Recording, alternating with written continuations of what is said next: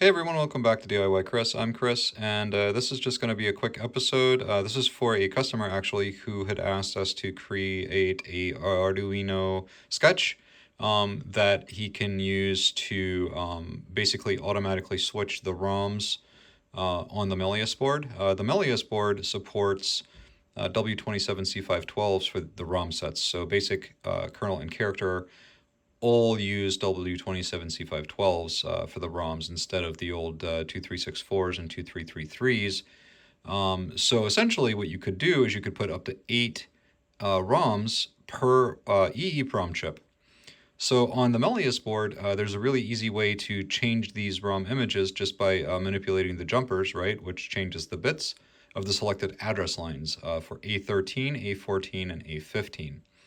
So in order to do this automatically without having to go in and manipulate the jumpers, what you would have to do is tie A13, A14, and 15 to some pins on your Arduino that you would then manipulate via just a single button. And the way that the button that we're going to use right now, I have just this simple push button here, right? And we've got the push button. And the push button is wired to ground. These LEDs on the other side are all wired to ground. This is all ground back here. Here's our A13, A14, and A15 lines. They just go to these pins here.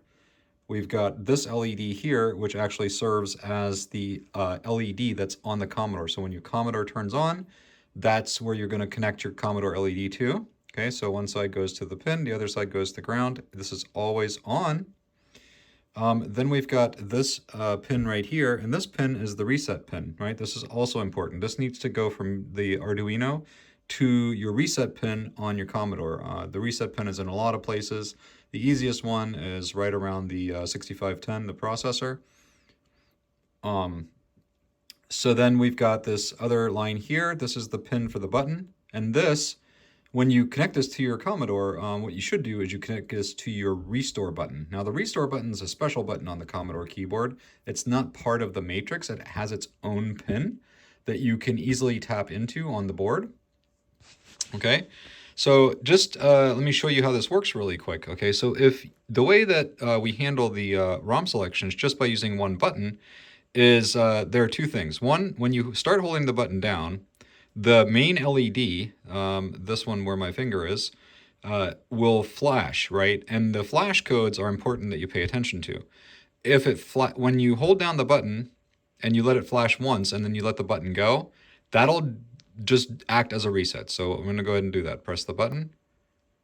There it flashed. We're going to let it go and see how the reset LED blinked off and on.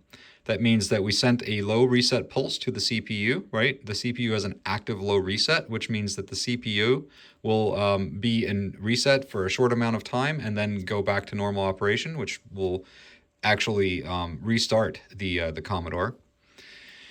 And then if we want to actually select a different ROM image, because right now all the LEDs are off, which means that all the bits are zeros, right? So A13 is 0, A14 is 0, A15 is 0.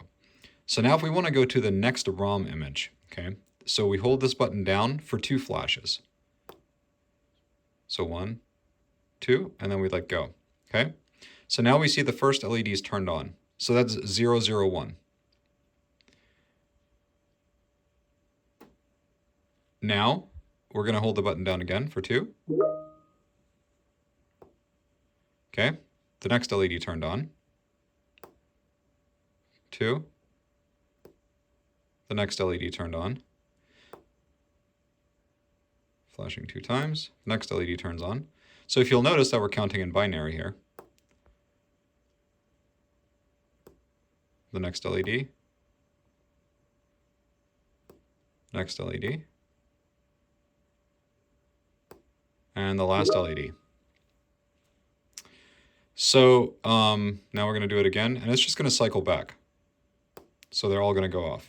And as you'll notice that every single time that we swap to the next image, this reset goes low and then high again, because the Commodore actually needs to reset in order to reboot with the new ROM image that's selected.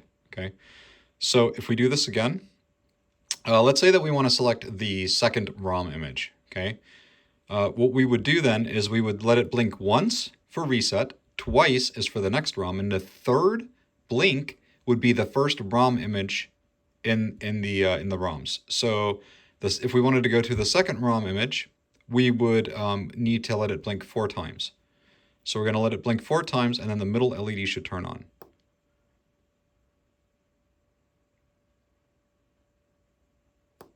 Okay, so now we're at the second. So now if we want to go to the first one, we would let it blink 3 times.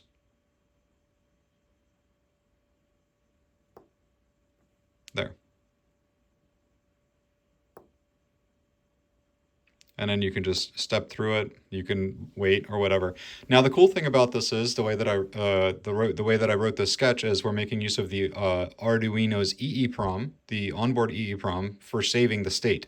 So we could essentially unplug this and then plug it back in, and it remembers its last state, which means that whatever ROM image you selected last, when you turn your Commodore off and turn it back on, it'll remember that state.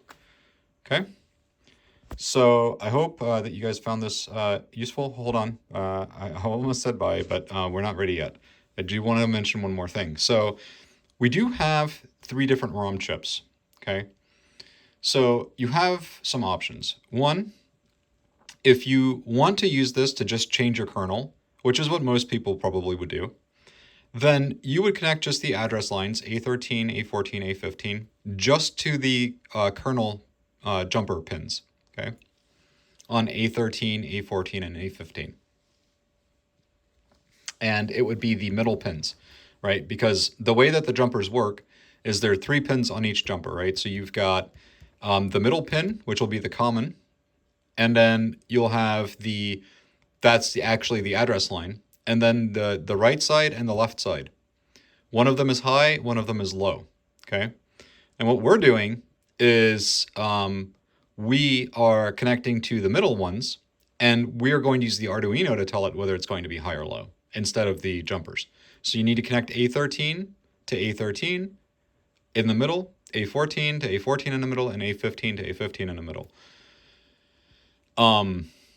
If you want to use this to switch all the ROMs at once, you can also do that, but what you have to do is you have to connect these A13, A14, and A15 pins to all the ROMs.